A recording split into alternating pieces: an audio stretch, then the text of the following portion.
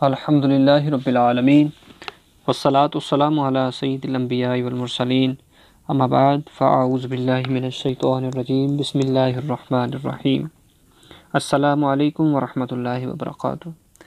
آج ہم جو لے کر موضوع آپ کی خدمت میں حاضر ہوئے ہیں وہ ہے نظر بد اور جادو کا علاج۔ مفہوم حدیث ہے کہ اللہ کے پیارے نبی صلی اللہ علیہ وسلم نے ارشاد فرمایا کہ اللہ تعالیٰ کی ذات نے قضاء اور تقدیر میں جس چیز کا فیصلہ کر لیا ہے اس کے بعد میری امت میں سب سے زیادہ اموات نظر بد کی وجہ سے ہوں گی۔ کہ حضور صلی اللہ علیہ وسلم نے ارشاد فرمایا کہ نظر بد حق ہے، شیاطین اس کو حاضر کرتے ہیں کہ نظر بد سے پناہ مانگا کرو۔ کہ نظر بد سے انسان بہت سے امراض میں مبتلا ہو جاتا ہے۔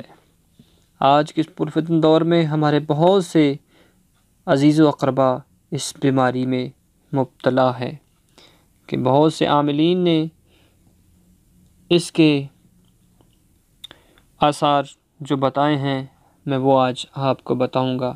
کہ نظر بد جو ہے، نمبر 1 جسم میں کمزوری کا احساس، کھانے کو دل نہ کرنا، پیٹ میں گیس کی کثرت، سینے میں گھٹن کا احساس، آنسوں کے ساتھ جمائیاں آنا، بغیر وجہ کے رونا، دل کی دھڑکن کا بے چین رہنا، نماز اور نیک اعمال میں دل نہ لگنا، جسم میں درد رہنا، کاروبار کا ٹھپ ہو جانا، یہ نظر بد کی اور جادو کی علامات ہیں۔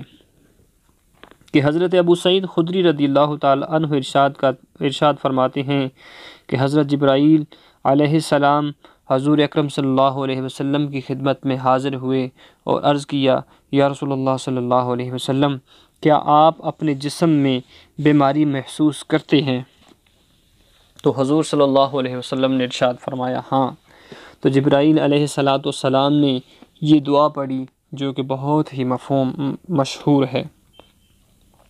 حضرت جبرائیل علیہ السلام نے یہ دعا پڑھی، بسم اللہ ارقیک بسم اللہ ارقیک من کل شیء یؤذیک من شر کل نفس او عین حاسد اللہ یشقیک بسم اللہ ارقیک۔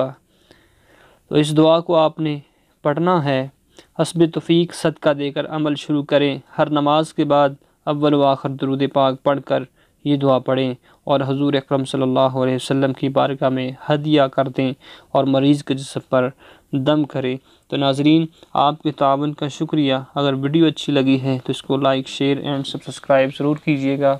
اللہ ہم سب کو نظر بد سے محفوظ فرمائے۔